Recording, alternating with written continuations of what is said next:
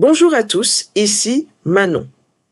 Aujourd'hui, je vais vous accompagner dans un voyage un peu particulier. Un voyage à travers les difficultés de la langue française, mais aussi à travers une manière plus intelligente et plus simple d'apprendre à parler. Installez-vous confortablement, prenez une respiration et laissez-vous guider. Parce que dans cet épisode, vous n'allez pas seulement apprendre des choses, vous allez surtout comprendre comment votre cerveau peut apprendre plus vite et sans douleur. Commençons. Vous le savez sûrement déjà. Le français est beau, mais il peut être incroyablement frustrant. Rien que la prononciation peut vous faire perdre patience. Des mots comme accueillir, œuvre, grenouille, bouilloire ou encore inexprimable. Même nous, les natifs, parfois on trébuche. Ce n'est pas vous, c'est la langue. Mais ce qui complique encore plus les choses, c'est que, traditionnellement, on vous force à apprendre le français d'une façon qui rend tout difficile.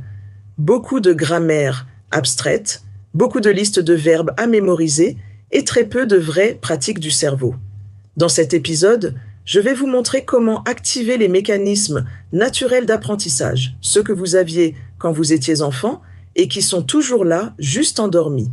Avant ça, parlons d'un premier point que tous les apprenants ressentent, la peur de parler. Vous avez sûrement déjà vécu ce moment où vous voulez dire quelque chose. Mais les mots viennent trop lentement ou vous avez peur de mal prononcer.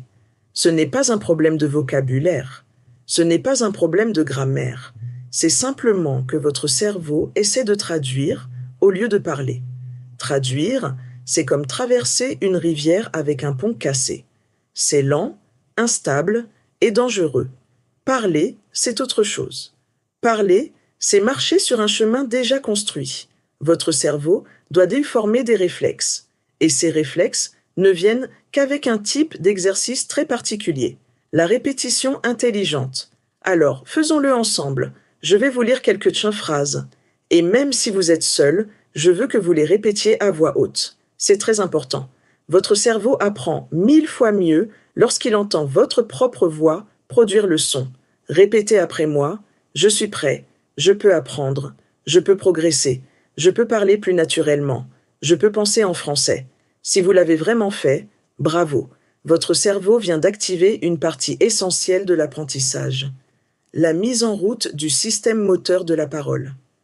C'est ce système qui vous permettra de parler sans réfléchir mot par mot. Continuons avec un autre point souvent difficile, les sons.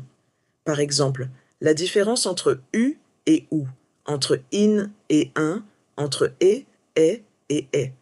Beaucoup d'apprenants essaient de comprendre ces sons avec des explications techniques, mais le cerveau humain n'apprend pas les sons avec de la logique, il apprend par imitation. Je vais vous donner un petit exercice ultra simple que vous pourrez refaire tous les jours. Écoutez simplement, puis répétez. U, ou, et, et.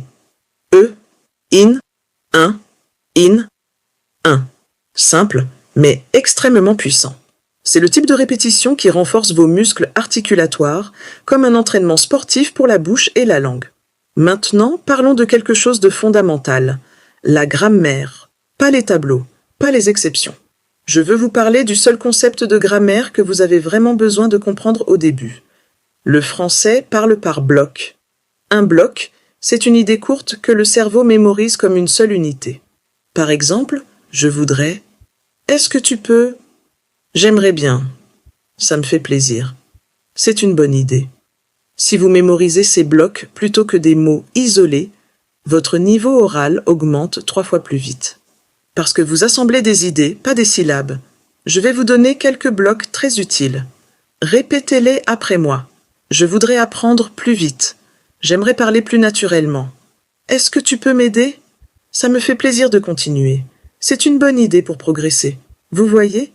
Quand vous parlez avec des blocs, votre cerveau ne travaille presque plus. Il respire. Passons maintenant au 3e pilier, la confiance. La plupart des apprenants pensent qu'ils doivent attendre d'être prêts pour parler. Mais personne n'est jamais vraiment prêt. C'est en parlant que vient la préparation. Imaginez un sportif. Il ne devient pas bon en réfléchissant à la théorie du football ou à la théorie du karaté. Il devient bon en bougeant, en répétant, en s'entraînant. Pour les langues, c'est pareil. Et ce que vous venez de faire ensemble, répéter, imiter, écouter, c'est exactement ce qui crée la fluidité. Maintenant, je vais vous guider dans un dernier exercice très puissant. Un petit monologue que vous allez répéter comme si vous étiez dans une vraie conversation. Ne vous inquiétez pas si vous ne dites pas tout parfaitement. Le but, c'est d'entraîner le cerveau. Écoutez d'abord. Aujourd'hui, je progresse, je comprends mieux. Je parle un peu plus naturellement. Je fais des erreurs, mais ce n'est pas grave. C'est normal. Chaque erreur fait partie du voyage. Je suis en train de m'améliorer. Maintenant, répétez-le à voix haute. Tout, sans couper.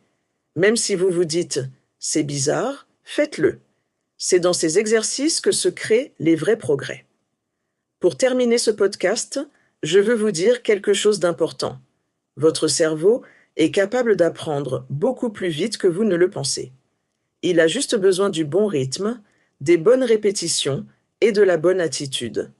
Revenez sur ce podcast autant de fois que vous voulez. Répétez les phrases et souvenez-vous, la fluidité n'est pas quelque chose que vous attendez.